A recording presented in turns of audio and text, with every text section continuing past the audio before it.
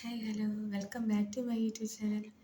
ഞാനിന്ന് നിങ്ങളുമായി പങ്കിടാൻ പോകുന്ന വിഷയം എന്ന് പറഞ്ഞാൽ നമ്മുടെ ഒരു ചില സാമൂഹിക പ്രശ്നങ്ങളെക്കുറിച്ചാണ്.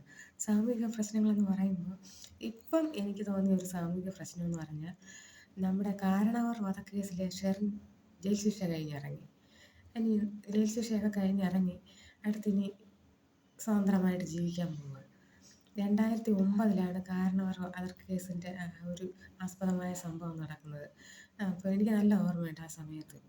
ഈ പുള്ളിക്കാരി പിന്നെ ഒരു 8-9 വയസ്സുള്ള ഒരു കൊച്ചിൻ്റെ അമ്മയൊക്കെ ആയിരുന്നു.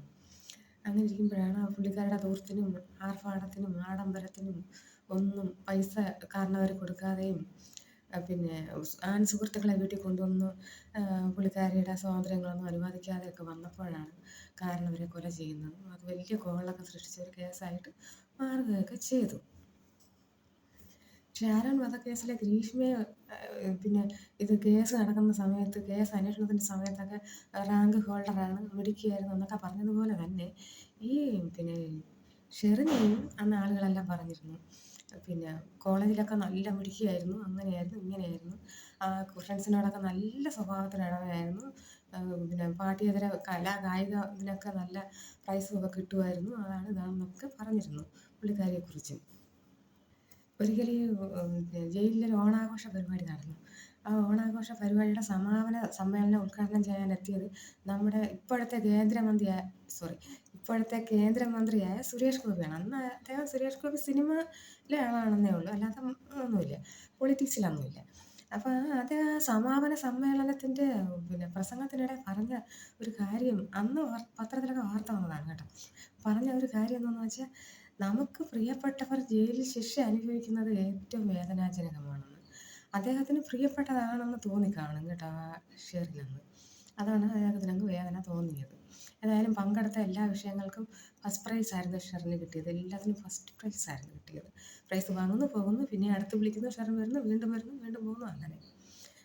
പിന്നെ അതുപോലെ ശിക്ഷിക്കപ്പെട്ട് ജയിലിൽ കിടക്കുന്ന സമയത്ത് എൻ്റെ പരിചയത്തിലുള്ള ഒരു ടീച്ചർ, ഒരു പെന്തക്കോസ്ത വിശ്വാസിയായ ഒരു ഒരു ടീച്ചർ ഈ വനിതാ ജയിലിൽ സുവിശേഷം പറയാൻ പോകും. പിന്നെ അപ്പോൾ എല്ലാവരും ഈ സുവിശേഷം കേൾക്കാനൊക്കെ അവിടെ തടവുള്ളികളായിട്ട് പെണ്ണുങ്ങളെല്ലാവരും വരും സുവിശേഷം കേൾക്കാൻ. പക്ഷേ ഈ ഷെറിൻ മാത്രം വരില്ല. പുള്ളിക്കാരി മാറിയിരുന്ന് പുള്ളിക്കാരിക്ക് അത് ജയിലിലൊക്കെ ചില ജോലികളൊക്കെ ചെയ്യണമല്ലോ, അതിലൊക്കെ തന്നെ ശ്രദ്ധിച്ച് അതൊക്കെ ചെയ്തുകൊണ്ടിരിക്കും. അതൊക്കെ വേഗം ചെയ്ത് തീർത്ത് കഴിഞ്ഞിട്ട് അടുത്ത് സീരിയലും സിനിമയൊക്കെ കാണാനായിട്ട് പോകും. ജയിലിൽ അങ്ങനെ സൗകര്യങ്ങളൊക്കെ ഉണ്ട്, സീരിയൽ കാണാം, സിനിമ കാണാം, എല്ലാ സൗകര്യങ്ങളുമൊക്കെ ഉണ്ട്. പ്രത്യേകിച്ച് കാരണവർ വധക്കേസിലെ ഷെറിൻ പണക്കാരി ആയതുകൊണ്ടായിരിക്കും, അതോ എന്തുകൊണ്ടാണ് പുള്ളിക്കാരിക്ക് കുറച്ച് സൗകര്യങ്ങളും ഇളവുകളും കൂടുതലുണ്ടായിരുന്നു പറയപ്പെടുന്നു. അപ്പോൾ ഷെറിൻ ഇതൊന്നും സുവിശേഷമൊന്നും കേൾക്കാനൊന്നും ഒരു താല്പര്യം കാണിച്ചിട്ടില്ല. പിന്നെ ഈ ഷെറിൻ്റെ ഭർത്താവ് ഒരു ഭിന്നശേഷിയുള്ള ആളാണ്, ഒരു വ്യക്തിയാണെന്ന് പറയുന്നു. ഭിന്നശേഷിയുള്ള വ്യക്തികളെ മക്കളെ കല്യാണം കഴിച്ചയക്കുമ്പോൾ പേരൻസ് ഒരു കാര്യം ആലോചിക്കണം. പണം ഇഷ്ടം പോലെ ഉണ്ടെന്ന് വെച്ച് പണം കൊടുത്ത് നമ്മുടെ വീട്ടിലേക്ക് ഒരു പെണ്ണിനെയോ ഒരു ചെറുക്കനെയോ വാങ്ങിക്കാൻ നോക്കരുത്. വില കൊടുത്ത് വാങ്ങിച്ചിടത്തെല്ലാം ഇത് തന്നെയാണ് പ്രശ്നം. സൂരജ് എന്ന് പറഞ്ഞ ഒരു കക്ഷി ജയിലിൽ കിടപ്പുണ്ടല്ലോ ഇപ്പോഴും, ഉത്തരവാദ കേസിൽ. സൂരജ് എന്തിനാണ് ഉത്രയെ കല്യാണം കഴിച്ചത്? അവിടെ സൗന്ദര്യ ആകർഷണീയതയും വിദ്യാഭ്യാസവും ജോലിയൊക്കെ കണ്ടിട്ടാണ്? പണം കണ്ടിട്ടല്ലേ കല്യാണം കഴിച്ചത്? പണം കുറച്ച് നാളൊക്കെ വലിയ ബുദ്ധിമുട്ടില്ലാതൊക്കെ പോകും, പിന്നീട് കാലക്രമേണ ഒരു ബാധ്യതയായിട്ട് മാറും. എന്ന് വെച്ച് കൊന്നുകളയാനൊക്കെ ഒന്നും പാടില്ല. അതിന് ഡൈവോഴ്സ് ചെയ്യുവാനും ഒഴിവാക്കാൻ, മുന്നോട്ട് ജീവിക്കാൻ പറ്റുന്നില്ല എന്നുള്ള ബുദ്ധിമുട്ടുള്ള മനുഷ്യരില്ലേ, ഘട്ടങ്ങൾ വന്നാൽ അതിനുള്ള വഴിയെക്കുറിച്ചാണ് ചിന്തിക്കേണ്ടത്. പിന്നെ ചുരുക്കം ചിലരൊക്കെ പണം കണ്ട് കിട്ടിയാലും ആത്മാർത്ഥ സ്നേഹവും മനുഷ്യത്വം ഉള്ളവരൊക്കെ പിന്നെ വേറൊന്നും മാറി ചിന്തിക്കത്തില്ല. ലൈഫ് ലോങ് നമുക്ക് ഇതാണ് വിധിച്ചത് എന്ന് കരുതി ജീവിക്കുന്നവരുണ്ട്. അത് എനിക്ക് നേരിട്ട് അറിയാവുന്ന ഒരു ഫാമിലിയിൽ ഉണ്ട് അങ്ങനെ. ആ പുള്ളിക്കാരിയെ കൊണ്ട് വലിയ ഇതൊന്നുമില്ല, ബുദ്ധിക്കും കുറവാണ്, മാനസിക വൈകല്യവും, ഇടയ്ക്കിടയ്ക്ക് പിന്നെ ഈ ചെറിയ പ്രശ്നങ്ങൾ എന്തെങ്കിലും വന്നാൽ പുള്ളിക്കാരി ഭയങ്കരമായിട്ട് വയലൻ്റായി ഒക്കെ ചെയ്യുകയൊക്കെ ചെയ്യും. അത് ആ ഭർത്താവ് നന്നായിട്ട് നോക്കി. അദ്ദേഹം മകനുള്ളതും ഇച്ചിരി പ്രശ്നമാണ്. ഞാൻ ആരാന്നൊന്നും പറയുന്നില്ല, പറഞ്ഞു കഴിഞ്ഞാൽ അവർക്കത് മനസ്സിലാവും, ഞാനിനി അത് പറയുന്നില്ല. പക്ഷേ മകനെയും നന്നായിട്ട് നോക്കി പരിപാലിച്ച് അദ്ദേഹം ജീവിക്കുന്നു. അതൊക്കെ ചുരുക്കം വിരലിൽ എണ്ണാവുന്നിടത്തേ ഉള്ളൂ, അല്ലാതെ പൊതുവേ അങ്ങനെ ഇല്ല. പിന്നെ പൊതുവേ നമ്മളിങ്ങനെ ഓരോ ക്രൈമൊക്കെ നടന്നു കഴിയുമ്പം പിന്നെ കുറ്റവാളികളായ ആൾക്കാരെ നമ്മൾ ശരിക്കും പരിഹസിച്ചും പുച്ഛിച്ചും ഒക്കെ സംസാരിക്കും. നമ്മൾ ആ അവരുടെ സാഹചര്യം എന്തായിരുന്നു എന്നൊന്നും നമ്മൾ കൂടുതൽ ചിന്തിക്കത്തില്ല. പക്ഷേ ഗ്രീഷ്മയ്ക്ക് വധശിക്ഷ കിട്ടിയപ്പോൾ ഞാനും സന്തോഷിച്ചു. പക്ഷേ വധശിക്ഷ കിട്ടുമെന്ന് ഞാൻ വിചാരിച്ചില്ല. ഞാൻ ഓർത്ത് 24 വർഷമാകുമ്പോൾ ജയിലിൽ കിടന്ന് അരയിച്ചിട്ട് ഇറങ്ങും എന്നൊക്കെയാണ് ഞാൻ വിചാരിച്ചത്. ജയിലിൽ വലിയ നരകമൊന്നും അല്ല കേട്ടോ, എന്നാലും ഞാനങ്ങനെ പറഞ്ഞതേ ഉള്ളൂ. അപ്പം പക്ഷേ വധശിക്ഷ കിട്ടിയപ്പോൾ ഞാനങ്ങ് ഇപ്പം എന്നൊരു ഞെട്ടൽ എനിക്ക് തോന്നി. പിന്നെ വധശിക്ഷ കിട്ടണ്ടായിരുന്നു, അല്ലെങ്കിൽ നല്ലവളാണ് അങ്ങനെയല്ല ഞാൻ പറയുന്നത്.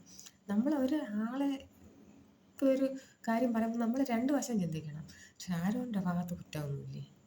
ഷാരോൺ ഈ വിധത്തിൽ അങ്ങ് അറ്റം വരെ പോയിട്ടാണ് ഇങ്ങനെ സംഭവിച്ചത്. ഷാരോണിൻ്റെ അമ്മ തന്നെ പറയുന്നുണ്ട്, മോനെ ഇത് അവളുടെ പിറകെ ഇനി നീ പോകരുതേ, അവൾ നിന്നെ കൊല്ലുമെന്ന്. അപ്പോൾ അവർക്ക് തന്നെ മനസ്സിലായി ഇവനെ ഷാരോണിനെ ഒഴിവാക്കാനാണ് ഈ പുള്ളിക്കാരൻ നടക്കുന്നത്. അതിന് വീട്ടുകാരുടെ പിന്തുണ ഉണ്ടെന്നും മനസ്സിലായില്ലെങ്കിൽ അങ്ങനെ പറയത്തില്ലല്ലോ. എന്നിട്ടും ഇത് കടിച്ചു തൂങ്ങി ഇങ്ങനെ നടന്നതുകൊണ്ടാണ് ഇങ്ങനെ സംഭവിച്ചത്. അത് ആൺപിള്ളേർ, ഇന്നത്തെ തലമുറയിൽപ്പെട്ട ആൺപിള്ളേരും പെൺകുട്ടികളും ഇപ്പം ഭയങ്കര ബോൾഡാണ്. ഇപ്പോഴത്തെ പെൺകുട്ടികളും അത് ചിന്തിച്ച് മര്യാദയ്ക്ക് ജീവിച്ചാൽ ജീവിക്കാം, ജീവിതകാലം മുഴുവൻ. അല്ലെങ്കിൽ ഇങ്ങനെ ഇരിക്കും. പിന്നെ ഒരിടത്ത് പറയുന്നിട്ട് ഷാരോണിനെ ഗ്രീഷ്മ ലൈംഗിക അടിമയാക്കിയെന്ന്. അതെങ്ങനെയാണ്? ഒരാൾ മാത്രം വിചാരിച്ച വേറൊരാൾ ലൈംഗിക അടിമയാകുമോ? ഷാരോണിൻ്റെ അതിൽ പങ്കൊന്നുമില്ലേ? പിന്നെ ഒരു കാര്യം, കൂടെ ഒരു പയ്യൻ ബൈക്കിൽ കൊണ്ട് ഗ്രീഷ്മയുടെ വീട്ടിൽ ഇറക്കി വിട്ടിട്ട് ഗേറ്റിന് വെളിയിൽ നിന്നാണ്. എന്തൊരു പയ്യനാണ് അത്? ഇങ്ങനെയുള്ള കാര്യത്തിനൊക്കെ ആരെങ്കിലും അവിടെ അവൻ കൊണ്ടുവിട്ടത് അവിടെ എന്ത് കാര്യത്തിനായാലും നല്ല ഉദ്ദേശത്തോടെ അല്ല അവൻ അവിടെ പോയതും. നല്ല ഉദ്ദേശത്തോടെ അല്ല പുള്ളിക്കാരനെ പോയത്. അവൻ വെളിയിൽ നിന്ന് കാവൽ നിന്നു. അത് വലിയ തെറ്റ് തന്നെയാണ്. അവനെ ഒരിക്കലും ന്യായീകരിക്കാൻ പറ്റത്തില്ല. അങ്ങനെയുള്ള കാര്യങ്ങൾക്ക് ബോധപൂർവ്വം ആൺകുട്ടികൾ വിട്ടു നിൽക്കണം. അങ്ങനെ ഒരിടത്തും ആർക്കും കൂട്ടുപോകരുത് എന്നാണ് എൻ്റെ ഒരഭിപ്രായം. തെറ്റ് തന്നെയാണ് ആര് ചെയ്താലും. ഇത്രയും പറഞ്ഞുകൊണ്ട് ഞാൻ എൻ്റെ വീഡിയോ അവസാനിപ്പിക്കുകയാണ്. എൻ്റെ വീഡിയോ കാണുക, ലൈക്ക് ചെയ്യുക, സബ്സ്ക്രൈബ് ചെയ്യുക, ഷെയർ ചെയ്യുക, അഭിപ്രായങ്ങൾ കമൻറ്റ് ചെയ്യാൻ മറക്കരുത്. അഭിപ്രായം എന്തായാലും കമൻറ്റ് ചെയ്യുക കേട്ടോ.